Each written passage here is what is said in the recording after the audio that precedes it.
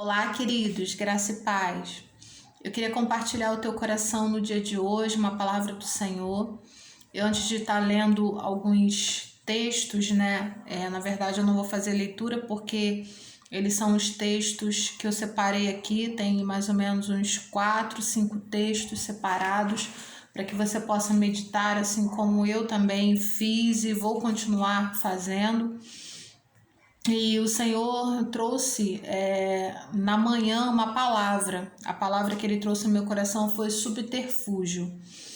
E como eu não sabia o significado dela, eu fui ao dicionário, como de outras vezes o Senhor Ele fala comigo dessa forma.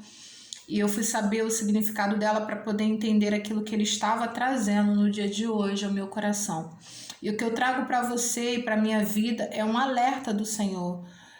Nós precisamos entender que nós estamos no tempo que é o final dos tempos. Nós, como igreja, estamos vivendo no final dos tempos mesmo, onde o Senhor, a qualquer momento, Ele pode vir, e estar nos buscando como noiva, como igreja.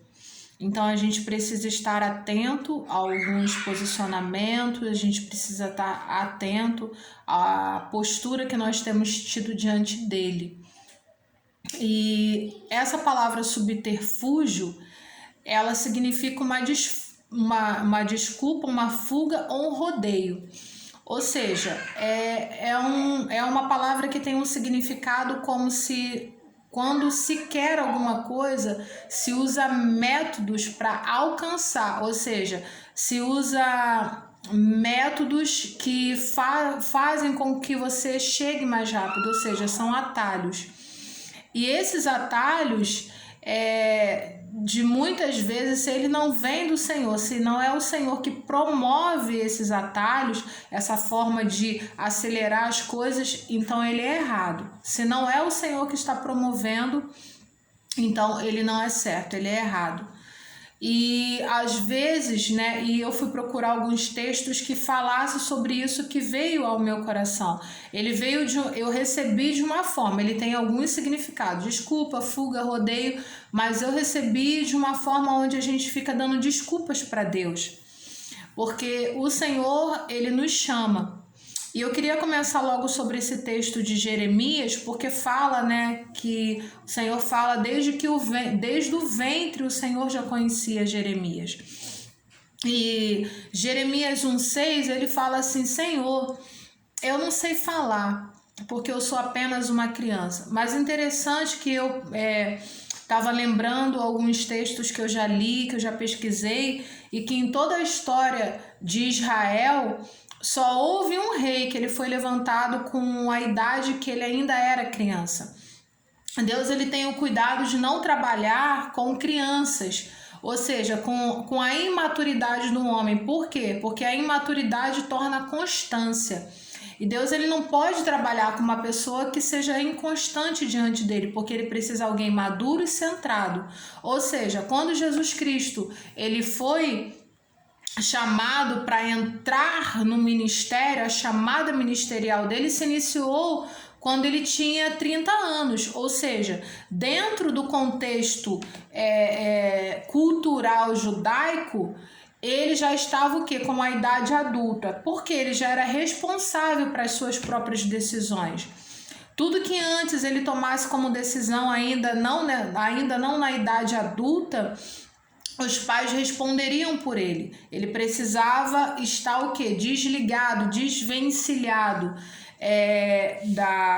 o cordão umbilical mesmo cortado, para que ele pudesse adentrar dentro daquilo que o Senhor tinha para ele ministerialmente. Aos 30 anos, ele dá o pontapé inicial, ministerialmente falando, do nosso Senhor Jesus Cristo, e a gente teve 3 anos aí para estar discipulando, ele teve 3 anos para estar discipulando os discípulos, ensinando, e daí então eles puderam dar continuidade e hoje nós somos esses discípulos.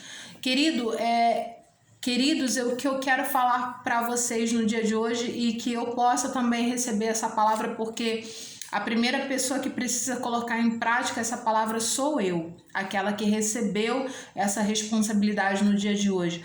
Para Deus não existe desculpas, porque o Senhor, antes de que nós fôssemos formados no ventre, o Senhor já nos conhecia.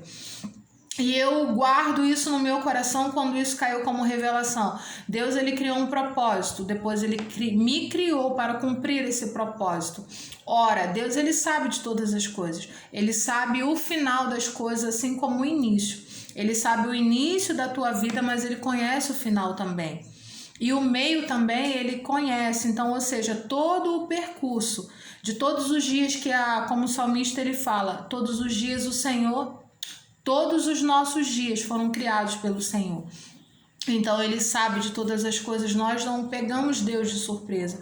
Pelo contrário, se nós não estamos atentos, ligados com ele, sensível ao Espírito Santo, nós é que somos pegos de surpresa. Porque o Senhor, antes de fazer qualquer coisa, ele também nos avisa. E uma outra pessoa que eu estava também meditando, que veio ao meu coração, vieram... 4 homens ao meu coração, com a chamada que Deus se desculpa para Deus. E o segundo homem, que na verdade foi o primeiro que veio ao meu coração, foi Moisés. Moisés, ele deu a desculpa dizendo que ele não era um homem eloquente, né? Mas interessante, queridos, que Moisés ele foi criado no Egito. Ele teve acesso a toda a ciência e todo o conhecimento. Ele era um homem letrado. Ele deu uma desculpa que para Deus não colou. Porque ele falou assim, quem sou eu para estar diante de Faraó e falar com ele? Eu nem sei falar, eu tenho a língua presa, não sou eloquente.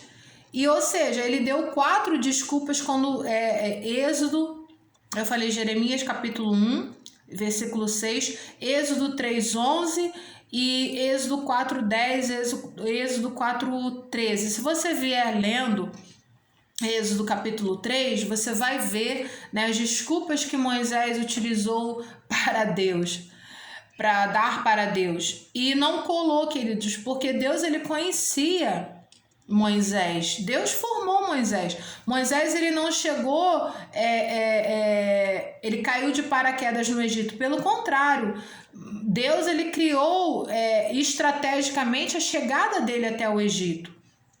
Ele poderia ter morrido padecido naquele rio, mas ele foi parar onde Deus queria que ele chegasse. E ele chegou porque ele tinha um propósito. Aonde Deus nos coloca, nós temos um propósito para cumprir. É isso que nós devemos estar atentos, né? A partir do dia de hoje, essa palavra ela chega como conhecimento, como revelação para o nosso coração. E a segunda pessoa que veio ao meu coração foi Gideão. Interessante que uma época eu pesquisei e fiquei muito no livro de Juízes. Eu gosto muito do livro de Juízes. Aliás, eu gosto de toda a Bíblia, mas existem alguns livros em específicos que traz uma revelação maior ao meu coração, e acredito que assim também é para a sua vida. Gideão, ele falou, eu sou menor do meu clã, sou menor da minha casa. Quem sou eu para libertar o povo dos medianitas?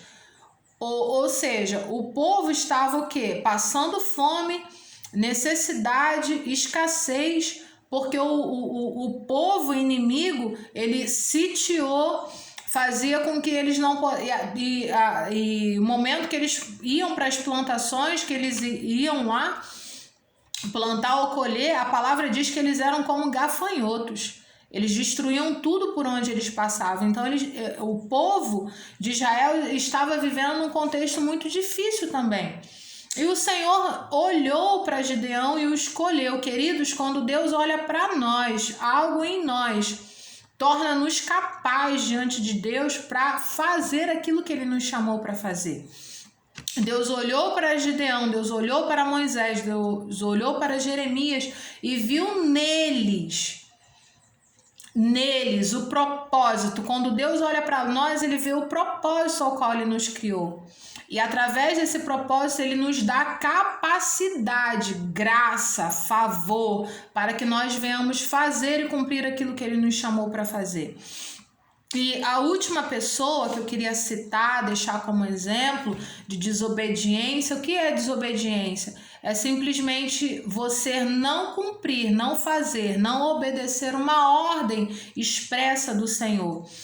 E Jonas é o quarto homem que eu queria citar hoje como uma forma de desobediência ao Senhor. Deus falou ao coração dele para que ele fosse em Nínive pregar a palavra.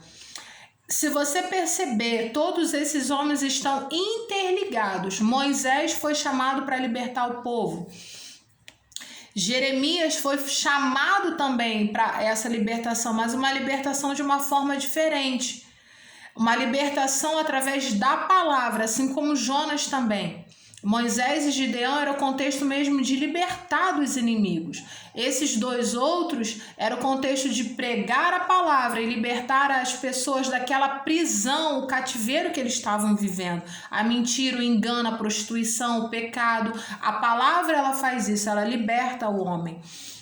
E eu queria deixar para nós como igreja, hoje nós estamos numa nova aliança, eu queria deixar para nós, para nossa meditação, Lucas capítulo 14 e depois Mateus capítulo 6.